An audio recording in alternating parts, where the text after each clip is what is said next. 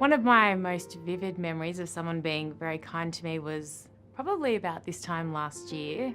Social media, I'm sure you're all aware of social media, so Twitter, Instagram, Facebook, it can be a wonderful place, but it can also be a very unkind and nasty place. And especially when you work on television, I think people sometimes forget that you're not actually a real person and that you don't actually have real feelings. So people can sometimes be a little bit nasty. And there was a little bit of a stage where there was a lot of pretty mean stuff being written, which isn't nice, but you try and ignore it, but sometimes it's just too much of it and it gets you down. And I remember my boss from the footy show was talking to Delta Goodrum, who I'm sure you all know as well, who is absolutely lovely, and she goes through something very, very similar to this quite often because she's obviously in the public eye as well. And out of the blue, I'd only met her a couple of times, she rang me.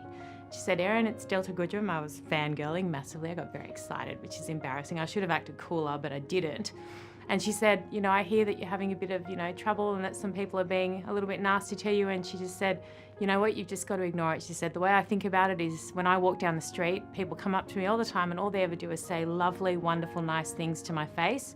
She said, "It's only the people online that ever say the nasty stuff." She said, "So that's what I choose to think about." And I actually thought about it and I thought, not once in my life have I ever walked anywhere in public and had someone come up and said something mean. Every single person comes up and says, "Oh, you do a great job," or "That's a great dress you're wearing," or people say lovely, nice things in person. And so that's what I choose to think about and focus on now, and I ignore all the nasty stuff online. And I just thought Delta didn't have to ring me and do that. She went out of her way to ring me, and it made me think about it differently. And I'm quite strong and resilient, and I didn't think that I needed help with it, but I was struggling a little bit, and it was just a lovely gesture that wasn't required but meant a lot to me.